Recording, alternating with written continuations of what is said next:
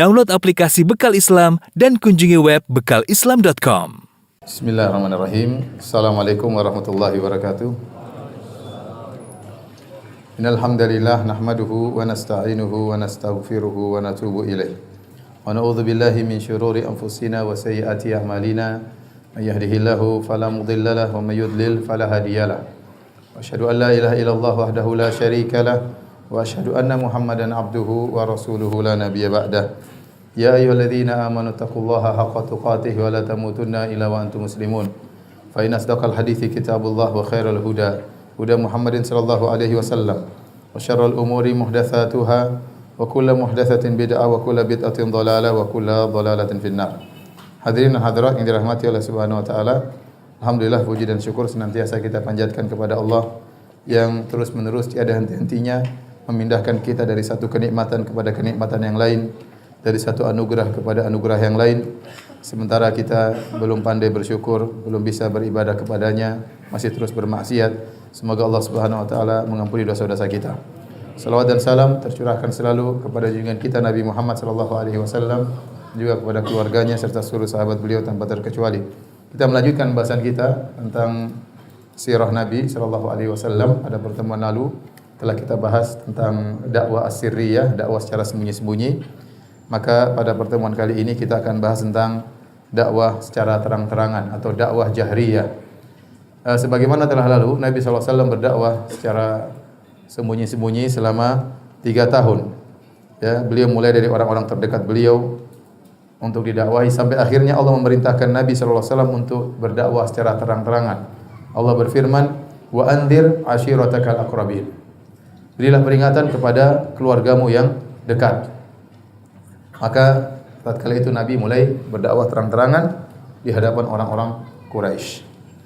Sebenarnya orang-orang Quraisy mulai menangkap dakwah Nabi sallallahu alaihi wasallam dan mereka sadar di antara mereka ada yang mengikuti ajaran Muhammad. Mereka pernah melihat Bilal salat, mereka melihat sebagian orang mengikuti ajaran Muhammad sallallahu alaihi wasallam. Akan tapi pada awalnya orang-orang Quraisy tidak menganggap dakwah tersebut suatu permasalahan. Kenapa? Karena orang yang semodel Muhammad sallallahu alaihi wasallam ini sudah ada, yang tidak mau menyembah berhala, yang bertauhid, tidak mau melakukan kesyirikan, sudah ada. Makanya ada buku judulnya Al-Ahnaf, yaitu orang-orang yang hidup di zaman jahiliyah namun mereka tidak berbuat kesyirikan. Di antara orang tersebut misalnya Waraqah bin Naufal. Waraqah bin Naufal tidak pernah berbuat kesyirikan. Di antaranya Umayyah bin Abi Salt. Di antaranya Zaid bin Amr bin Naufal. Di antaranya Amr bin Abasa As-Sulami. Di antaranya Sirmah bin Abi Anas. Di antaranya Khalid bin Sinan Al-Absi dan Qus bin Sa'idah. Ini orang-orang yang mereka juga mirip dengan ajaran Rasulullah SAW, tidak mau melakukan kesyirikan. Dan dakwah ini dibiarkan lama-lama hilang sendiri. Dakwah ini lama-lama hilang sendiri karena mereka tidak menyuruh orang untuk seperti mereka. Mereka bertauhid tapi untuk sendiri. Ya, mereka menyangka Muhammad juga akan seperti itu. Ya, biarin aja dia tidak menyembah berhala. Ada yang ikut dia tapi lama-lama hilang sendiri. Namun kenyataannya tidak demikian. Terlebih lagi tatkala Nabi SAW mulai berdakwah secara terang-terangan. Terlebih lagi Nabi SAW mulai mengusik mereka, ini haram, ini tidak boleh, ini syirik. Nabi menegur mereka yang sebelum-sebelumnya tidak pernah menegur. Ya, mungkin menegur sekali-sekali, tapi dakwahnya tidak seperti Nabi SAW yang menyalah-nyalahkan nenek moyang, yang mensyirik-syirikan mereka, yang menakut-nakuti mereka dengan neraka. Yang sebelumnya tidak ada yang seperti itu. Hanya tidak mau syirik, namun tidak berbicara tentang surga dan neraka. Rasulullah SAW, dakwah Nabi membuat mereka gelisah karena dakwah Nabi tidak seperti sebelumnya. Disebutkan oleh para ahli sejarah dalam buku-buku sirah seperti Sirah Ibnu Ishaq bahwa di akhir dakwah sirriyah setelah Nabi berdakwah 3 tahun, maka pengikut Nabi sekitar 50 sampai 60 orang. Ya. Yang telah masuk Islam ya. Banyak ya saya sebutkan banyak sekali, cuma kalau kita baca terlalu lama ya. Jadi mereka ini sekitar 50 atau 60 orang yang di awal-awal masuk Islam ya. Di antaranya Abu Ubaidah bin Jarrah, Abu Salamah, Al-Arqam bin Abil Arqam, baca semuanya ya. Biar antum tahu siapa 60 orang tersebut. Ini orang-orang pertama yang jasanya sangat besar. Harusnya kita mengenal mereka, harusnya. Cuma waktu tidak ada. Ya. Asma binti Abu Bakar, Aisyah, Khabbab bin Al-Arad, Umair bin Abi Waqqas, Mas'ud Al-Qa'ad, dan seterusnya banyak. Sampai 60 orang. Namun Nabi SAW di antara strategi dakwah beliau tidak menyebutkan nama-nama tersebut.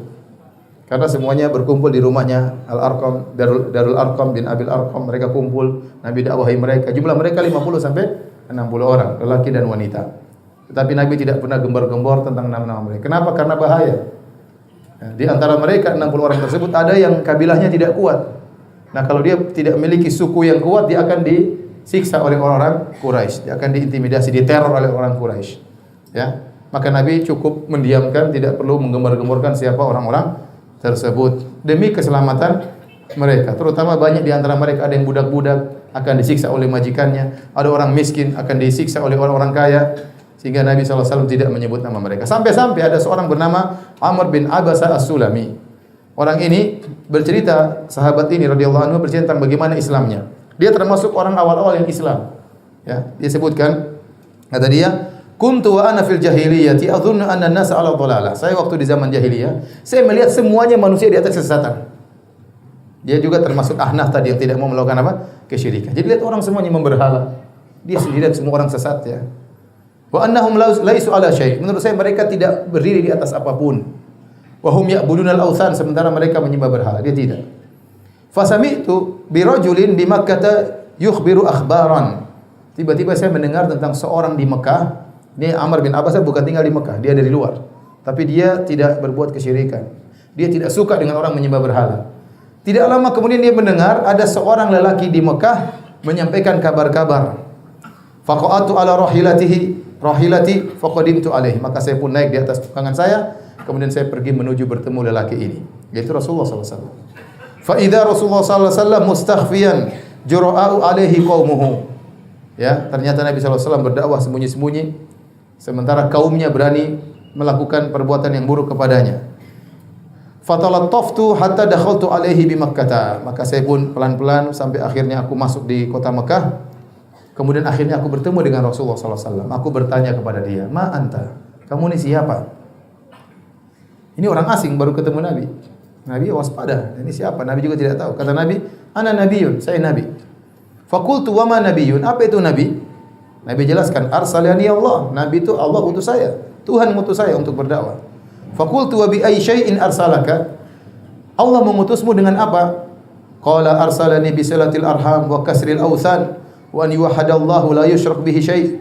Allah mengutusku untuk menyampaikan agar manusia menyambung silaturahmi, agar berhala-berhala dihancurkan, agar Allah ditauhidkan dan tidak disekutukan sama sekali. Qultu lahu faman ma'aka ala hadha? Siapa yang bersamamu di atas agama seperti ini? Qala hurrun wa abdun, seorang hamba yang merdeka dan seorang budak. Qala wa ma'ahu yauma idzin Abu Bakrin wa Bilal. Tatkala itu bersama Nabi Abu Bakar dan Bilal. Karena Bilal sudah dibeli oleh siapa? Dibebaskan oleh Abu Bakar dari tuannya Umayyah bin Khalaf. Ya. Mimman amana Nabi, termasuk orang yang beriman kepada Nabi. Faqultu inni muttabi'uk. Kata Amr bin Abbas, saya mau mengikut engkau sekarang. Saya menjadi pengikutmu sekarang di Mekah. Qala, kata Nabi, innaka la tastati'u dzalika yaumaka hadza. Kau tidak bisa menjadi pengikutku sekarang ini, belum bisa. Ala taru hali wa halan nas, tidak kau lihat bagaimana kondisiku dan kondisi orang-orang. Walakin irji' ila ahli, pulang ke kampungmu. Fa idza sami'ta bi qad dhahartu fa'tini. Kalau nanti kau dengar saya Islam sudah tersebar di mana-mana, maka silakan kau datang menemuiku. Sekarang belum saatnya. Di sini Nabi SAW hanya menyebutkan yang bersama dia Abu Bakar dan siapa? Bilal. Padahal ada orang-orang lain juga masuk Islam. Tapi ini kondisinya gawat. Nabi tidak tahu ini siapa orang ini yang bertanya. Ya, kalaupun dia ikut Nabi bahaya. Dia datang dari luar tinggal di Mekah bakalan dipukulin sama orang Quraisy. Maka Nabi di antara maslahat Nabi tidak menceritakan siapa-siapa saja yang Islam. Padahal kalau Nabi sebutkan sudah ikut saya 60 orang, bagus sebenarnya kan sudah banyak, berarti lebih mudah. Banyak pengikut semakin menambah orang tertarik. Tetapi ternyata Nabi tidak menyebutkan nama-nama orang ikut Nabi, khawatir mereka akan diteror oleh orang-orang Quraisy. Dan ternyata Amr bin Abbas As-Sulami akhirnya dia pulang, dia malah berdakwah di kampungnya dan akhirnya ketemu lagi dengan Nabi di lain waktu. Radhiyallahu taala. Hadis ini riwayat Muslim.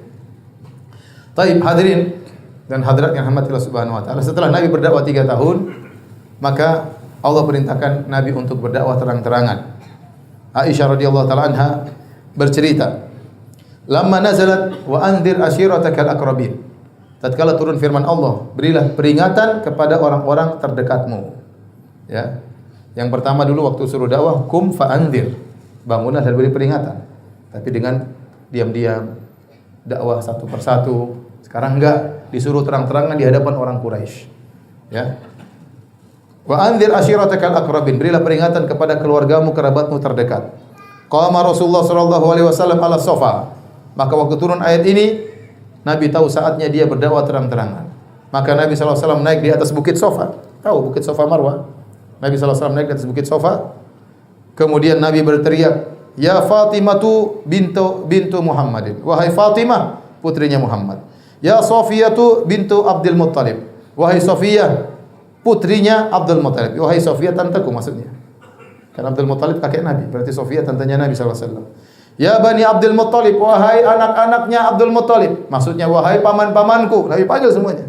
Anaknya, tantenya, paman-pamannya. La amliku lakum minallahi syai'a. Aku tidak bisa menolong kalian sama sekali dari Allah. Saluni mim mali ma syi'tum. Kalau kalian minta harta dariku, silakan, mungkin saya bisa bantu. Tapi kalau minta keselamatan, saya tidak bisa menolong kalian sama sekali. Hadis ini riwayat Muslim. Dalam riwayat yang lain dari Abu Hurairah radhiyallahu anhu, beliau berkata, "Lamma unzilat hadhil ayah." Tatkala turun firman Allah, "Wa anzir ashiratakal aqrabin." Berilah peringatan kepada keluargamu yang terdekat. Da'a Rasulullah sallallahu alaihi wasallam Quraisyan. Karena keluarga Nabi terdekat orang-orang Quraisy. Nabi Quraisy, ya. Di Mekah isinya orang-orang Quraisy. Ya. Maka Nabi manggil orang-orang Quraisy. Fajtama'u fa'amma wa khassa. Maka mereka pun berkumpul. Nabi SAW panggil secara umum, kabilah Quraisy secara umum. Nabi panggil secara kabilah secara khusus, suku-suku kecilnya termasuk suku besarnya. Ya. Misalnya kalau gampangannya kita bilang, wahai orang Jawa, ini berarti umum. Wahai Semarang, misalnya Jawa lebih sempit misalnya. Namanya amma wa khassa. Jadi Nabi manggil Quraisy secara umum, kemudian Nabi manggil secara suku-suku kecilnya. Semuanya dipanggil oleh Nabi SAW. Maka Nabi berkata, "Ya Bani Ka'ab bin Lu'ay." Wahai anak-anaknya Ka'ab bin Lu'ay, ini lebih tinggi lagi, ini lebih umum. Kakek yang keberapa Ka'ab bin Lu'ay? "Anqidhu anfusakum minan nar." Selamatkanlah diri kalian dari neraka jahanam. "Ya Bani Murrah bin Ka'ab." Wahai Murrah bin Ka'ab. Di bawahnya lagi. Ini Quraisy semua. "Anqidhu anfusakum minan nar." Selamatkanlah diri kalian dari neraka jahanam. Wahai ya Bani Abdi Syams, anqidhu anfusakum minan nar. Lebih spesifik lagi. Wahai anak-anaknya Abdu Syams, selamatkanlah diri kalian dari neraka jahanam. Ya Bani Abdi Manaf, kembali kakeknya Nabi. Wahai anak-anaknya Abdu Manaf, kakek yang kesekiannya Nabi sallallahu alaihi wasallam. Anqidhu anfusakum minan nar. Selamatkanlah diri kalian dari neraka jahanam. Ya Bani Hashim, lebih spesifik lagi. Karena Nabi Muhammad bin Abdullah bin Abdul Muttalib bin Hashim bin Abdi Manaf bin Qusay bin Kilab. Jadi kata dia, wahai Abdu Syamsu, saudaranya Abdu Manaf. Wahai anak-anak Abdu Syams, wahai anak-anak Abdu Manaf, wahai anak-anaknya Hashim, Bani Hashim. Kemudian lebih spesifik lagi, wahai anak-anaknya Abdul Muttalib, yaitu wahai paman-pamanku. Anqidhu anfusakum minan nar, selamatkanlah diri kalian dari neraka jahanam. Lebih khusus lagi putrinya sendiri, ya Fatimatu, anqidhi nafsaki minan nar, wahai Fatimah, selamatkan dirimu dari neraka jahanam. Fa inni la amliku lakum minallahi syai'a, aku tidak bisa menyelamatkan kalian semuanya dari Allah Subhanahu wa taala sama sekali. Ghairu anna lakum rahiman sa'abuluha bibilaliha. Hanya saja saya punya kewajiban untuk menyambung rahim dengan kalian, dan aku akan menyambung silaturahim dengan kalian. Dalam riwayat yang lain, Nabi SAW berkata kepada pamannya Al-Abbas bin Abdul Muttalib, "Ya Abbas ibn Abdul Muttalib, wahai Abbas pamanku, anaknya Abdul Muttalib, la ugni anka minallahi syai', aku tidak bisa menolong engkau sama sekali dari Allah. Ya Safiyatu ammata Rasulillah, wahai Safiyah, tantenya Rasulullah, la ugni anki minallahi syai', aku tidak bisa menolong engkau sama sekali. Wa ya Fatimatu binta Muhammadin, wahai Fatimah putri Muhammad, salini ma syi'ti min mali, mintalah dariku harta yang kau inginkan, saya kasih kalau saya punya. Akan tapi la ugni anki minallahi syai', aku tidak bisa menolongmu wahai putriku sama sekali dari Allah Subhanahu wa taala." Ya, disebut dalam riwayat yang lain, Nabi sallallahu alaihi wasallam waktu ingin manggil mereka, Nabi sallallahu alaihi wasallam naik di bukit Sofa, kemudian Nabi berteriak, "Ya Sobaha." Ini panggilan. Ya Sobaha itu panggilan, berarti ada panggilan darurat. Kalau orang-orang jahiliyah dahulu mereka ingin mengumpulkan masyarakat, mereka naik di atas sebuah gunung, mereka robek baju mereka, Tidak berpakaian di atas, kemudian mereka ambil pasir ditumpah-tumpahkan di atas kepala mereka sambil berteriak, "Ya Sobaha, ya Sobaha." Berarti ini panggilan darurat, ya. Nabi mengikuti cara ini untuk memanggil tradisi mereka, memanggil masyarakat, tapi tidak perlu buka baju, tidak perlu siram-siram pasir di kepala. Makanya dijadikan dalil oleh para ulama, setiap tradisi yang itu baik dan tidak bertentangan dengan Islam, maka boleh dilestarikan selama tidak bertentangan dengan Islam. Kalau ada tradisi bertentangan Islam, maka hendaknya dimodif supaya sesuai dengan Islam. Sesuai dengan Islam, ya. Jadi Islam datang untuk memfilter tradisi yang ada. Bukan tradisi memfilter Islam, jangan kebalik, ya. Kita ingin mengislamkan Nusantara, bukan menusantarakan apa? Islam. Islam ini rahmatan lil alamin, untuk seluruh alam semesta. Nusantara Islam, Arab juga ke Islam, Eropa Islam, ya. Australia Islam, Afrika Islam, ya. Bukan Islam Afrika, Islam Eropa. Salah, Islam ini universal, semuanya agar jadi Islam. Bagaimana caranya? Islam memfilter. Kalau ada budaya yang baik, maka kita pertahankan. Ada budaya yang salah, kita perbaiki. Kita perbaiki agar sesuai dengan Islam. Nabi SAW memanfaatkan tradisi bagaimana mengumpulkan orang-orang. Tidak jadi masalah. Hukum asal dalam perkara adat adalah kalau bukan ibadah, maka hukum asalnya adalah boleh. Tetapi Nabi tidak mengikuti cara-cara yang salah seperti membuka baju, melemparkan pasir di atas kepala. Ini tidak diikuti oleh Nabi SAW. Setelah orang-orang Quraisy semua berkumpul, semuanya berkumpul. Faja'ala ar-rajulu idza lam yastati an yakhruj arsala rasulan yanzuru ma huwa. Semua orang berkumpul. Kalau ada orang tidak bisa keluar, itu Muhammad panggil apa? Ada apa itu?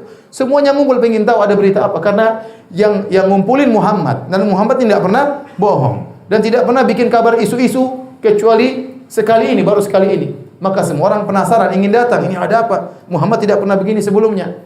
Yang tidak bisa datang, ngirim utusan. Mungkin pembantunya, mungkin budaknya. Kesana coba dengar Muhammad ngomong apa. Semua datang. Begitu sampai semuanya kumpul, ada Abu Lahab, ada orang Quraisy, semuanya kumpul. Omnya datang semuanya. Oh, Abu Lahab omnya juga datang. Maka mereka berkata, "Malak, ada apa dengan engkau wahai Muhammad?" Saatnya mereka sudah ramai, maka Rasulullah berkata, "Ara'aitakum law akhbartukum anna khailan bil wadi turidu an tughiru alaikum akuntum musaddiqiyya?" Wahai Quraisy kalian, kalau saya kabarkan kepada kalian di balik bukit Sofa ini, di lembah di belakang ini, ada pasukan berkuda ingin menyerang kalian tiba-tiba. Kalian tidak lihat di belakang. Apa kalian membenarkan perkataanku? Kata mereka, "Naam.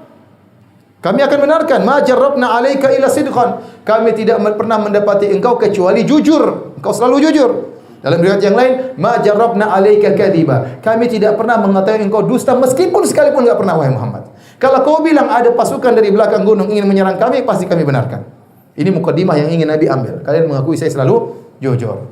Kalian menjuluki aku sebagai Al-Amin. Kalian nitipkan barang kalian kepadaku. Jadi Muhammad tersohor orang yang amanah.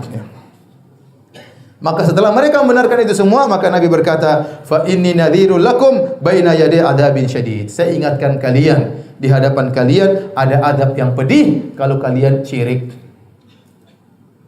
Saya ingatkan, ada adab neraka. Selama ini enggak ada orang ngomong neraka-nerakaan. Enggak ada orang mencerita adab-adaban. Baru datang Muhammad, kemudian ingatkan, ada hari kiamat, ada namanya neraka. Saya ingatkan kalian, kalau kalian tetap syirik, kalian akan masuk neraka Jahannam. Abu Lahab ngamuk. Omnya Nabi, ya. Omnya Nabi. Maka Abu Lahab mengatakan, "Tabban laka sa'iral yaum." Celaka engkau wahai Muhammad sepenuh hari. "Alihada jama'tana." Cuma gara-gara ini kau kumpulkan kami. Kirain ada apa? Ngumpul rame-rame, ternyata ingatkan ada neraka Jahannam. Cuma gara-gara ini.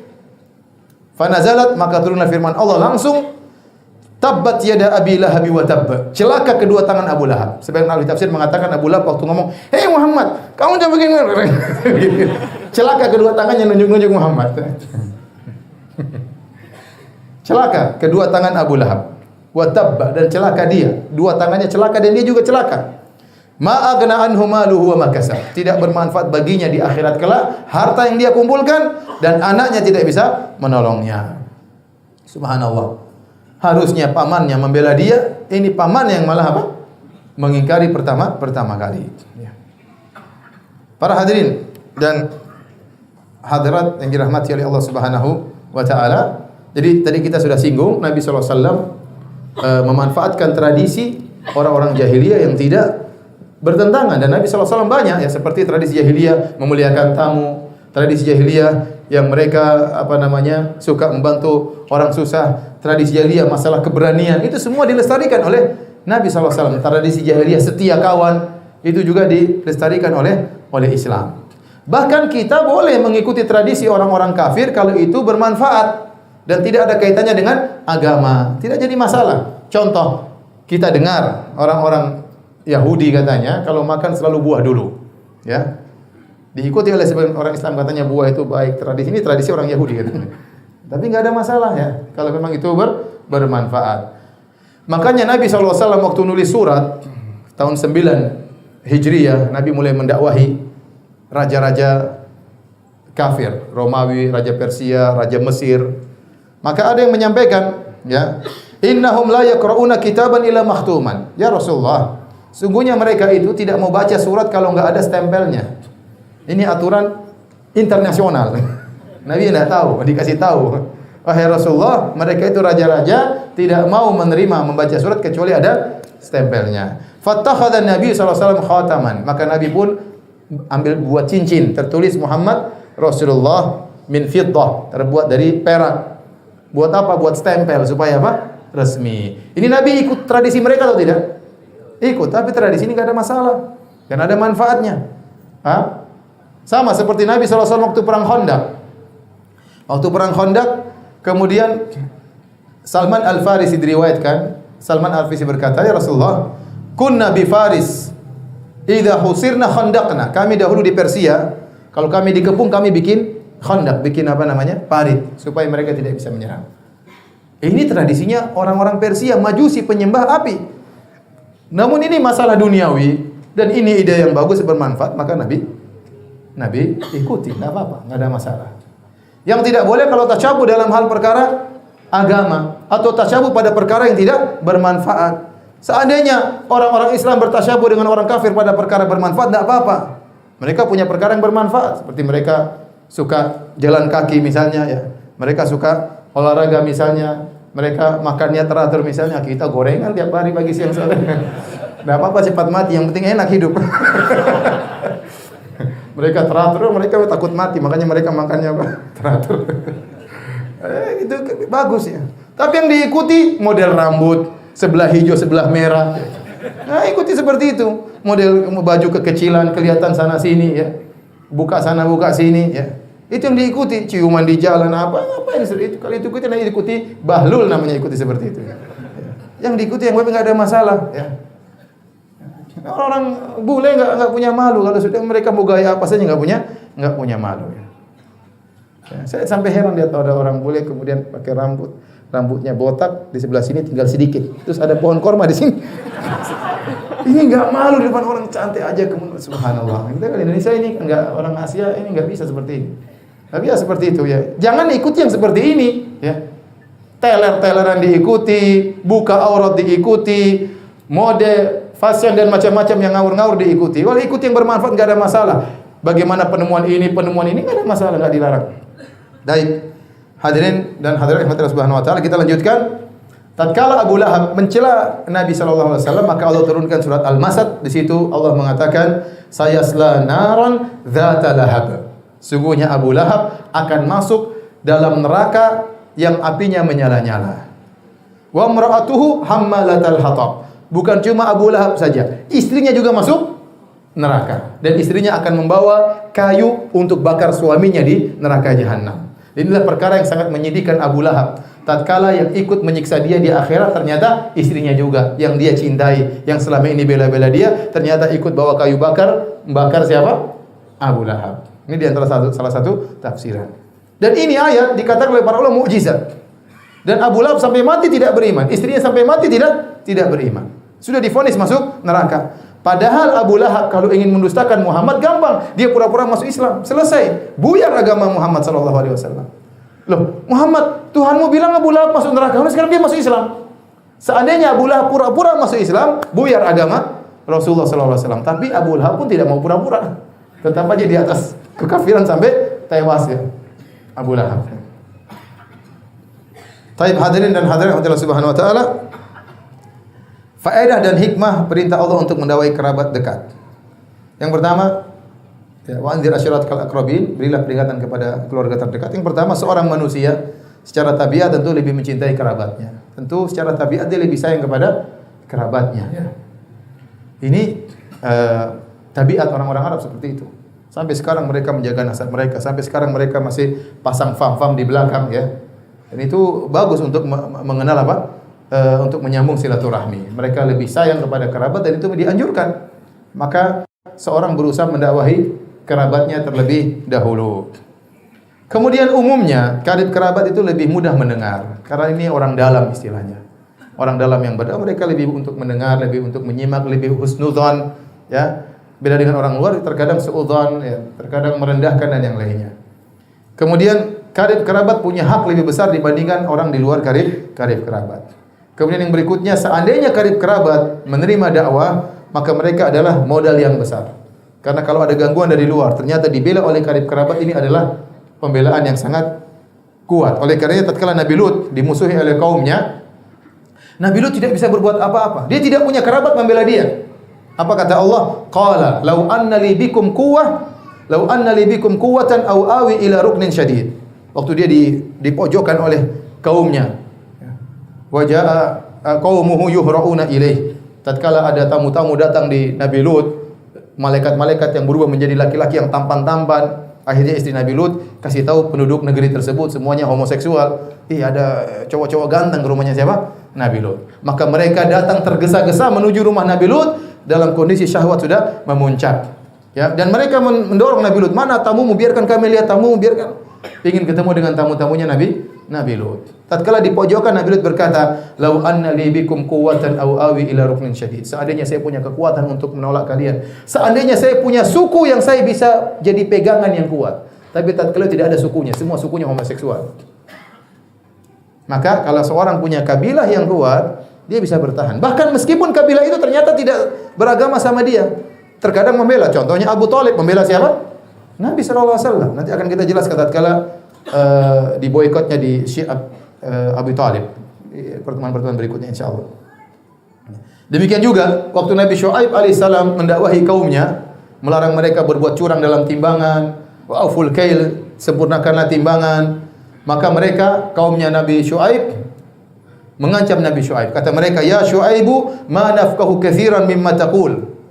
Wahai Syuaib, kami tidak paham apa yang ngomongkan. Bukan mereka tidak mau paham, bukan tidak paham. Ente ngomong apa sih wahai Syuaib? Ngoceh melulu, kami enggak paham. Wa inna lanaraka fina dha'ifa. Dan menurut kami kau itu orang lemah. Walaula rahtuka la rajamna. Kalau bukan karena ada kabilahmu, sudah kami lemparin batu sampai mati kamu wahai Syuaib. Tapi kenapa mereka tidak jadi melempar Syuaib dengan batu, dirajam? Karena Nabi Syuaib punya suku yang kuat. Jadi kalau kita punya keluarga kuat, itu sangat penting bagi kita untuk apa? Berdakwah, untuk bisa saling menjaga di atas agama yang benar. Taib. Para hadirin dan hadirat yang dirahmati Allah Subhanahu wa taala, apa sebab orang-orang Quraisy menolak dakwah Nabi sallallahu alaihi wasallam? Harusnya mereka terima. Kan lumayan ada dari antara mereka jadi nabi. Kan top ini, ada orang jadi bakalan top, bakalan terkenal, bakalan banyak pengikutnya. Harusnya orang Quraisy mendukung Muhammad sallallahu alaihi wasallam. Tapi ternyata mereka tidak mendukung Muhammad, bahkan mereka sangat menentang Muhammad. Padahal Quraisy itu semuanya sukunya Nabi sallallahu alaihi wasallam. Para ulama menjelaskan di antaranya karena pertimbangan duniawi, pertimbangan materi. Kenapa mereka menolak dakwah Rasulullah SAW karena pertimbangan duniawi?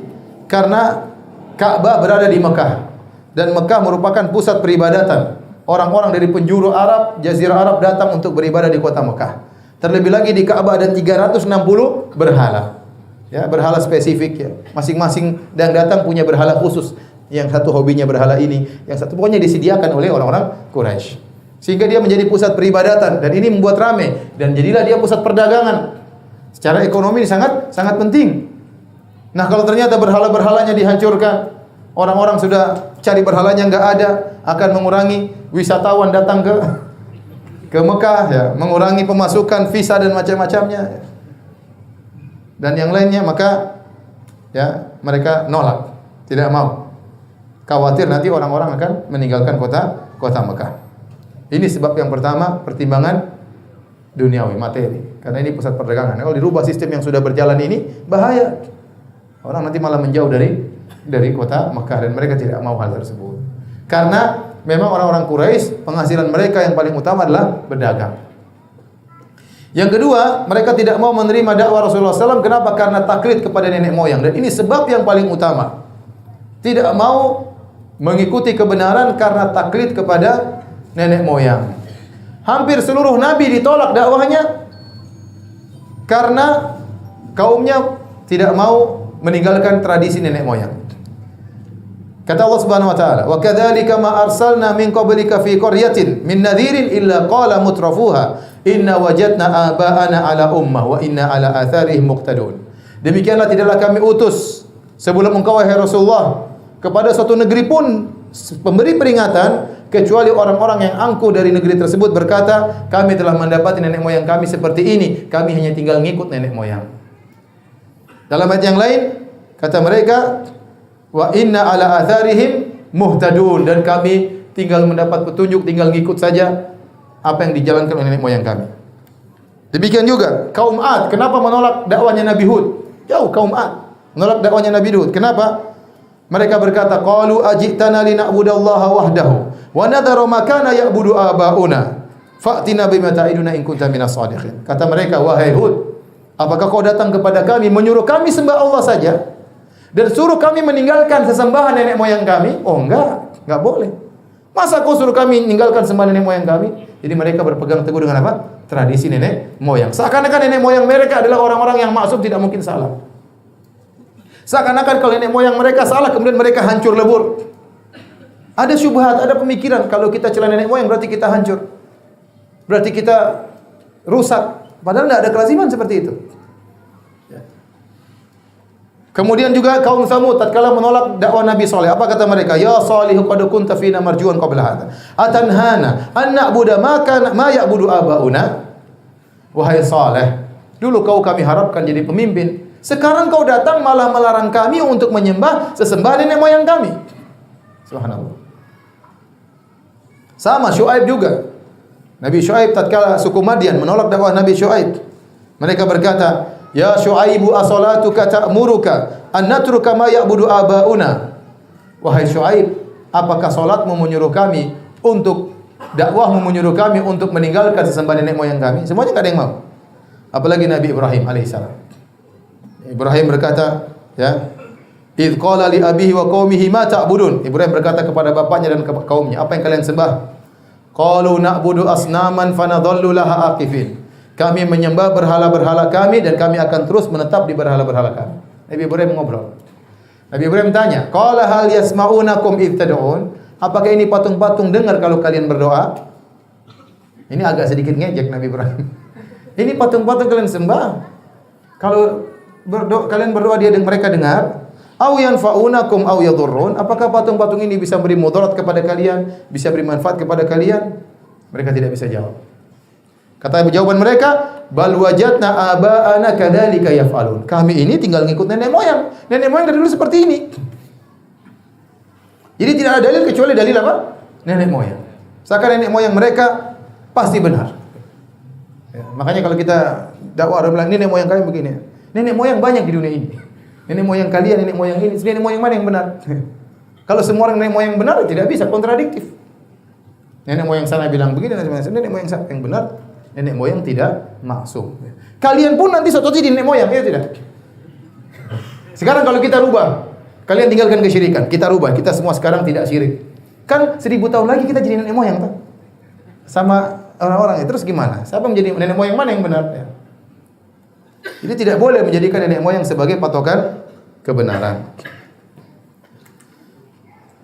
Oleh karenanya, ya, tatkala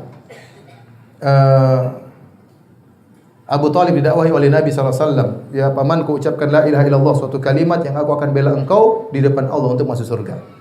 Abu Jahal cuma mengucapkan kalimat yang pendek agar Abu Talib tidak ikut ajaran Muhammad. Abu Jahal mengatakan, "Atarghabu an millati Abdul Muttalib?" Kau benci dengan agama bapakmu? Selesai. Diingatkan dengan masalah bapak, masalah nenek moyang, masalah tradisi. Akhirnya Abu Thalib pun diam. Tidak mau masuk Islam. Kenapa? Takut dicela, takut dicerca. Nanti kalau dia sudah meninggal dicela sama orang-orang Quraisy, dan dia tidak mau dicela meninggal dalam kondisi dicela. Maka dia berkata, "Walau qad alimtu bi anna dina Muhammadin min khairi adyanil bariyati dina walaula al malamatu wa hadaru masabbatin la wajadtani samhan bidzaka mubina." Sungguh aku telah tahu bahwasanya agama yang terbaik dari seluruh agama adalah agama Muhammad. Kalau bukan karena saya takut cercaan, takut dicela, kau akan dapati aku sudah memeluk agama Muhammad. Tapi saya enggak mau dicela. Oleh karenanya tatkala Abu Lahab memusuhi dakwah Nabi SAW, Abu Lahab ini yang kurang ajar ya. Jadi Nabi kemana-mana dia yang ngikutin. Nabi ceramah dia yang ngekor di belakang. Nabi habis ceramah dia ceramah juga ya. Dari Rabi'ah bin Ibad Ad-Dili dia berkata, "Ra'aitu Rasulullah sallallahu alaihi wasallam basara aini bi suqi Dzil Majaz." Aku pernah melihat Nabi di pasar Dzul Majaz. Kemudian Nabi berdakwah, "Ya ayuhan nas, qulu la ilaha illallah tuflihu." Nabi berjalan di pasar-pasar. Nabi berdakwah di pasar. Nabi berkata, "Wahai manusia, fama ra'aitu ahadan yaqulu syai'an wa huwa la yaskut." Tidak ada orang yang komentar. Nabi terus ngomong, "Ucapkan la ilaha illallah, kalian beruntung." Ya. "Illa ana wara rajulan ahwal wadhi'al wajhi dza qadiratain yaqul innahu sabih." Tapi ternyata ada orang ngekorin Nabi di belakang Nabi. Orang tersebut matanya agak namanya juling, tapi wajahnya tampan dan dia berkepang dua rambutnya. Ya. Kemudian dia berkata, "Innahu sabih kadzib." Sungguhnya Muhammad ini sabih, yaitu orang yang keluar dari tradisi nenek moyangnya. Jadi Abu Jahal untuk menjauhkan umat dari Nabi, cukup Nabi dijuluki dengan apa? Sabih, yaitu orang yang keluar dari tradisi nenek moyangnya. Nah, orang takut dengan ini. Kalau dibilang pendusta, dibilang penyihir, mungkin, tapi orang masih mikir. Tapi dibilang ini keluar dari tradisi nenek moyang, nggak ada yang berani. Bahaya kita dituduh untuk keluar dari tradisi nenek moyang. Aku bertanya, siapa ini yang berdakwah? Yang berdakwah namanya Muhammad bin Abdullah. Terus siapa tadi yang bilang nyala-nyalain dia? Itu pamannya Abu Lahab. Dalam sebagian riwayat yang lain, Abu Lahab lemparin Nabi. Jadi Abu Lahab ini ngikorin terus. Ya. Padahal pamannya yang harusnya pertama kali membela Nabi SAW. Namun justru dia yang pertama kali menentang dakwah Rasulullah SAW. Dan saya sering sampaikan, ya ikhwan, tradisi itu adalah penghalang utama hidayah. Betapa banyak orang tidak bisa menuju kepada hidayah karena takut menyelisih tradisi.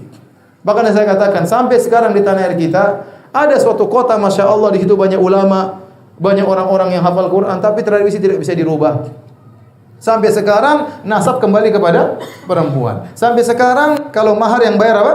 Perempuan. Ini menjadi syariat atau tidak? Tapi tidak bisa dirubah. Padahal gudang ulama di situ. Nggak bisa dirubah. Kenapa tidak bisa? Karena tradisi begitu kuat. Sama di sebagian tempat juga, masya Allah, situ banyak hafal Quran. Masjid pirang-pirang sangat banyak.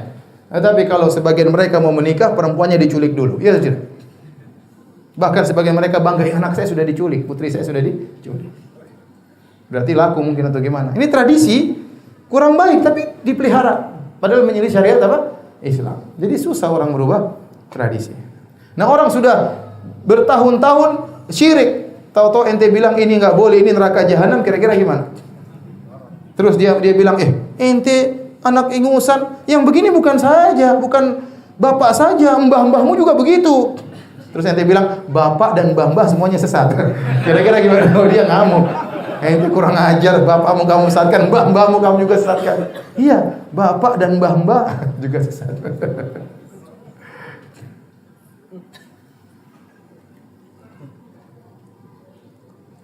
Baik, inilah yang menjadikan mereka sulit untuk menerima hidayah karena berpegang teguh dengan tradisi. Kemudian, masih berapa menit lagi? 2 menit lagi ya. Lanjut apa sudah? Baik, di antara hal yang buat mereka tidak mau menerima dakwah karena fanatik kesukuan. Fanatik kesukuan. Seperti Abu Jahal. Abu Jahal itu dari Bani Makhzum.